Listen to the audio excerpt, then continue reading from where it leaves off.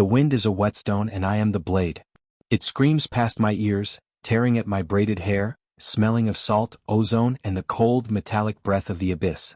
My feet are braced against the shifting oily plates of the crasher skiff, a vessel that was never meant for the hands of a mortal woman. Beneath the obsidian floor, the machine hums, a low rhythmic throb that vibrates through the soles of my boots and settles in my marrow like a fever. I am Ingrid, whom they call the Sky Shaper, and today I have stolen the fire of the sea gods to burn their own house to the ground.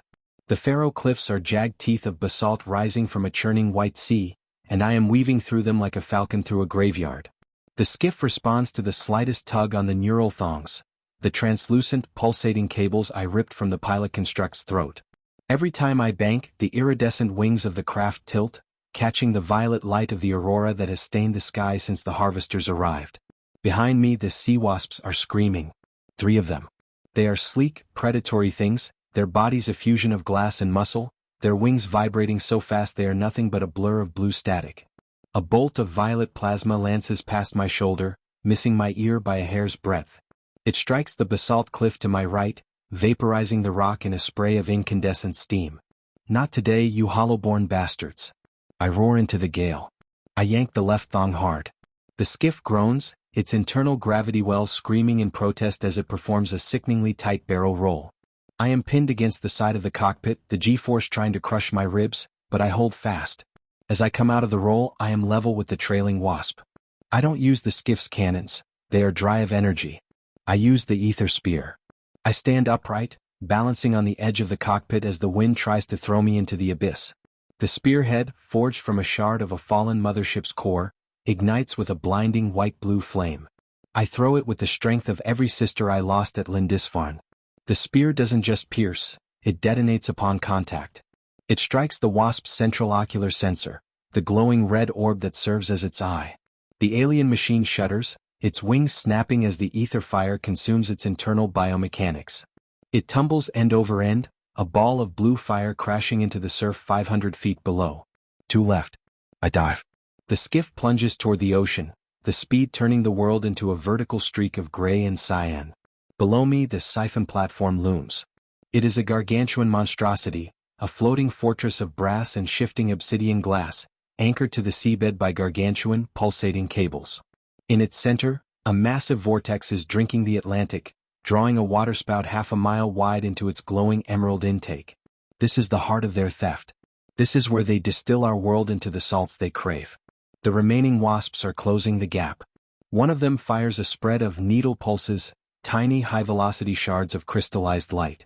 They stitch across the back of my skiff, tearing through the obsidian plating and severing one of my control thongs. The skiff lurches violently to the right, heading straight for the vertical wall of the siphon platform. Stay with me.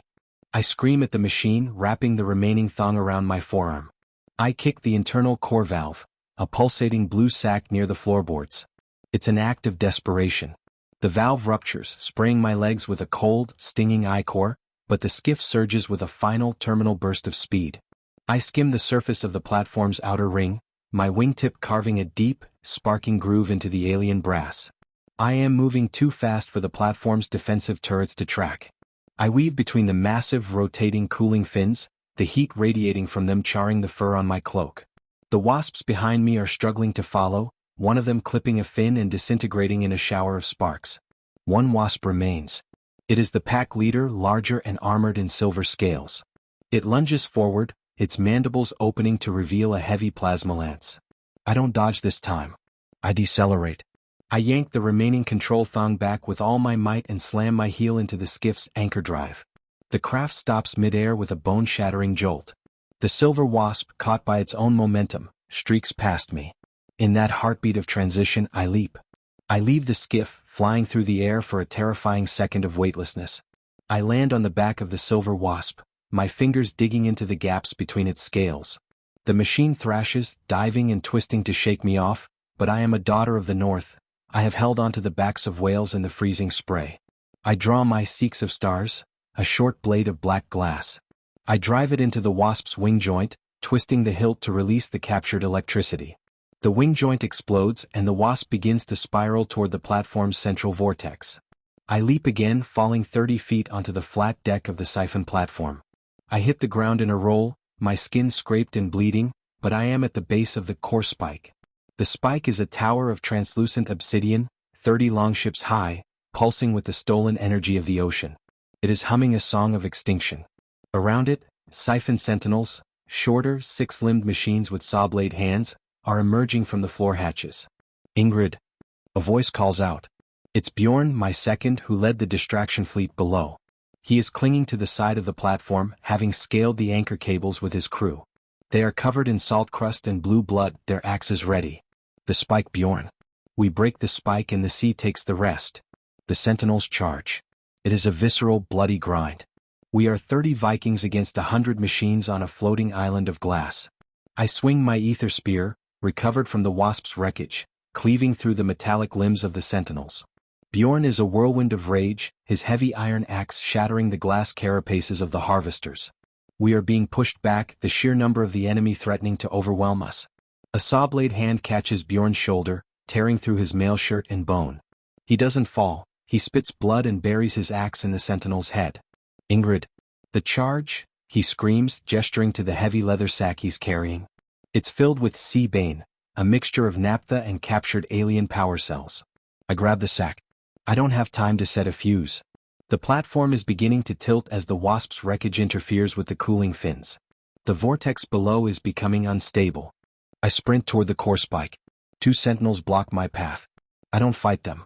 I slide between their legs, the hot brass of the deck burning my thighs, and slam the seabane sack into a pre-existing fissure at the base of the obsidian tower. I stand up and face the sentinels. One of them raises its saw blade. For the sky. I thrust my ether spear directly into the seabane sack. The world disappears. The explosion is a roar of white and orange fire that defies the damp Atlantic air. The core spike doesn't just shatter, it vaporizes. The energy of the waterspout, suddenly freed from the obsidian's control, reverses. Instead of being sucked in, the millions of tons of water explode outward in a gargantuan ring of pressure. The siphon platform buckles. The brass plates are peeled back like the skin of an orange. The anchor cables snap with the sound of 1,000 thunderclaps. I am thrown into the air, caught in the colossal wall of water. It is a chaotic, crushing darkness. I am hit by debris, by the limbs of dead sentinels, by the salt and the fury. I feel the ocean claim me, the cold weight of the Atlantic dragging me down into the churning foam. I struggle toward the surface, my lungs burning, my vision a blur of bubbles and blue light. I break the water's skin, gasping for air that is finally free of the harvester's hum. I look toward the Faroe cliffs. The siphon platform is gone. Only a massive, steaming whirlpool remains, swallowing the last of the black glass and the silver wasps. The waterspout has collapsed, falling back into the sea in a deluge that washes the island clean. I find a piece of floating timber, a fragment of a Viking longship's mast. I cling to it, my body a map of bruises and burns. Around me, other heads are bobbing in the waves. Bjorn. Sigrid. A dozen others. They are alive.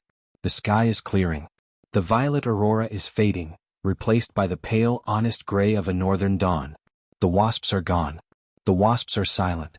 The sky is just the sky again. I lay my head against the wet wood. My hands are still stained with the blue ichor of the skiff, a mark that will likely never fade. But the air is sweet.